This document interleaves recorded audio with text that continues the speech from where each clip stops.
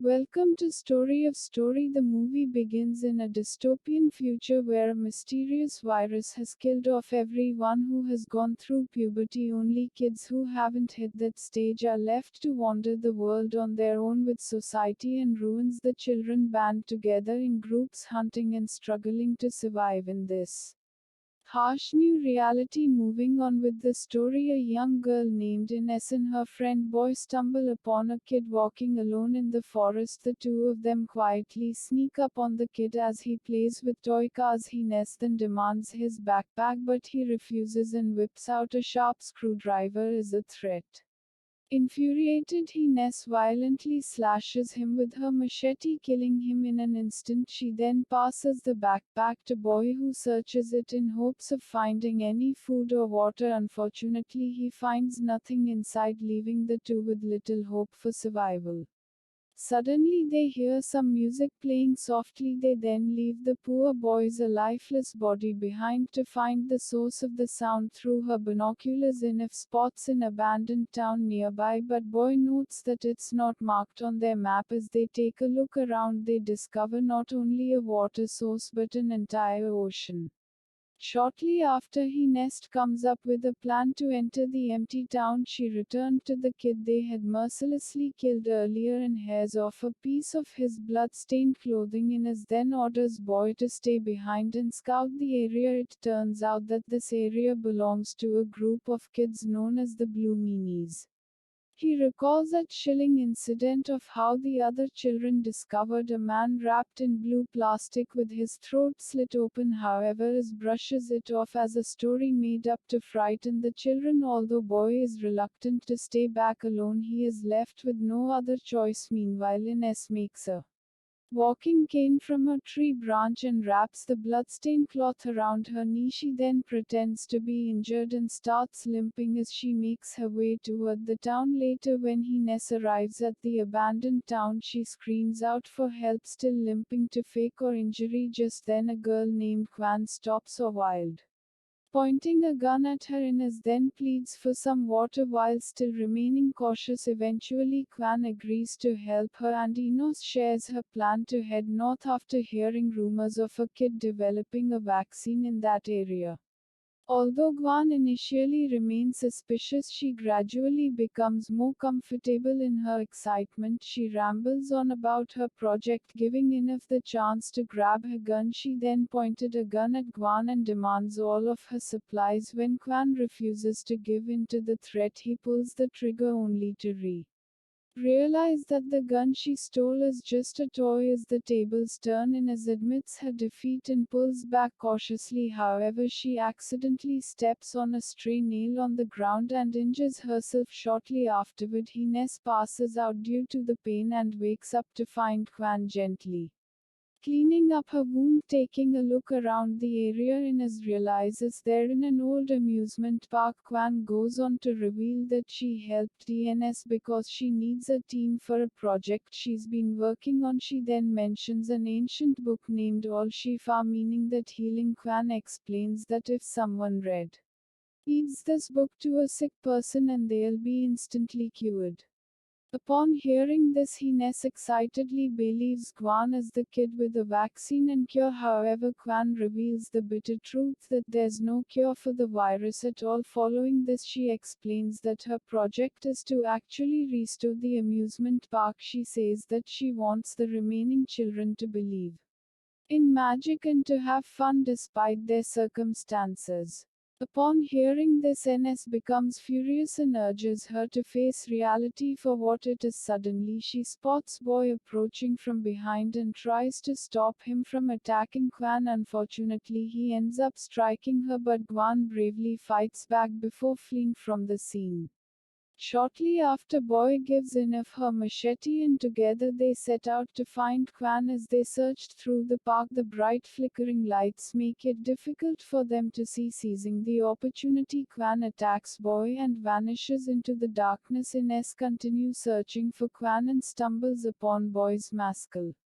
On the way, however, she ends up being violently attacked before she realizes that it's a trap set by Quan. Later, she wakes up to find Boy duct taped onto a motor, forced to pedal for water supply to one of the slides. Quan then convinces Inif to join her on a water slide and they get down together before for diving into the lake. Through this delightful experience, Gwan proves the value of her project. Meanwhile, the Blue Meanies wander through the woods and stumble upon and abandon Toika in a puddle. In a flashback, he is shown being forced into taking someone's life to be accepted into a group.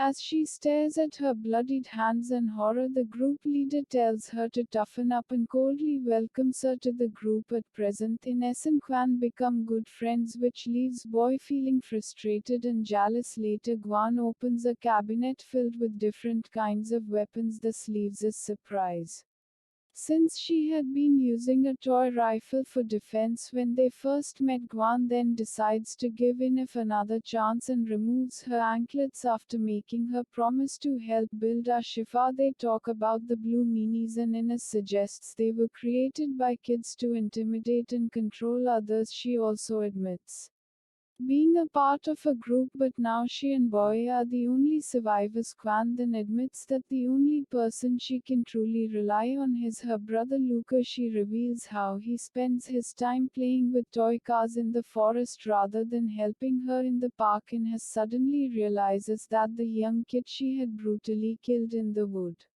it says none other than Quam's brother. However, when Quan asks if she saw Luca in the forest, Ines denies ever seeing him. Following this, Ines contemplates her next steps, aware that Quan will eventually discover the truth. She secretly takes Coin's keys to free Boy from his chains, but real lies history's taken the wrong ones. Ines then urges him to apologize to Quan, but he refuses to lie. After Inif storms off in frustration, Bully remembers the day he met her. In a flashback, it's revealed that she had come to his rescue when a group of guys bullied him at school. Later that evening, Ines reveals she spent a long time in the hospital even before the virus outbreak. During her stay, she used to read books, and her favorite stories were those where everyone died at the end. As time passed, she started studying survival tactics, preparing herself for any potential disasters. Just months later, the apocalypse struck, and she found herself among the last survivors on the planet. Surprisingly well prepared for the chaos afterward, the girls work together to restore power to the amusement park. Later that night, Quan sends a signal to her brother to help him find the park. Finding Inif alone, Boy mentions that he knows that she was responsible for Luca's death. Meanwhile, Quan lights the fireworks, which unintentionally attract the attention of a group of young people wandering in the forest. Feeling guilty, Ines decides to take responsibility. While Quan accepts the loss of her brother, she throws a toy car into the lake, considering it the first step toward moving on from Luca. She also decides to continue building the park to leave behind something meaningful after she's gone. Well, Inif sits with Quan to comfort her. Boy manages to free himself from the boat. He then confronts Ines and gives her a final chance to leave with him, a stay with Quan. Suddenly he attacks Quan with a screwdriver, which she immediately recognizes as belonging to Luca. It is at this moment that Quan discovers that her new friend is actually the one responsible for her brother death. Infuriated by the betrayal, Quan wants Ines and Boy to leave before she returns with her rifle. Suddenly she starts coughing up blood, a sign of the widespread disease. Ines rushes to help her friend, but Boy spots a group of hooded teenagers approaching them. Realizing they're being chased by the Blue Meanies, In and Boy, fully in fear, leaving Quan alone, one of the mean track them down, leading Boy to attack him in a fight. While Ines rushes to find a gun, just as she finds the gun, a meanie snatches it away from her, trying to show her something. However, Boy at attacks her just in time and escapes into the woods with the Nez. The next morning he discovers Quam's diary in her backpack but throws it away after failing to open the lock. When Ines finds the diary, she picks it up and recalls all the times she saw Quan writing in it. Later on, while walking through the forest, they come across a body of a young man. His throat has been slit open and the body is wrapped in a blue blanket, indicating the work of the Blue Meanies. Following this, Ines finds herself unable to get Quan out of her mind and regrets not having the chance to say her goodbyes. The next morning, Boy carries Ines on his back due to wear injuries as they set out on their journey out of the woods. Along their way, Quam's diary falls to the ground and Boy tosses it into the sea in anger. Ines unexpectedly jumps into the water to get it back, leaving Boy stunned. While trying to follow his friend, he ends up drowning in the sea. Ines rushes back to save him and drags him to the shore. She desperately tries to revive Boy, but he still remains motionless. Then, after countless tries, he is finally revived. Next, they make weapons out of whatever materials they can find to arm themselves. They also decide to confront anyone who crosses their path and tries to harm them. The following morning, Boy acts as bait and uses his melodious voice to lure the Blue Meanies towards their trap. As anticipated, a couple of meanies are drawn by his singing and follow the sound while Boy hides in the bushes nearby. Just when one of the these approaches, Enos cut the rope and releases a ball of thorns onto him, but he easily dodges the attack. Boy goes on to attack the boy, but the latter gains the upper hand and overpowers him. In the meantime, Ines willfully disarms another meanie approaching with a rifle and uses her to help free Booze.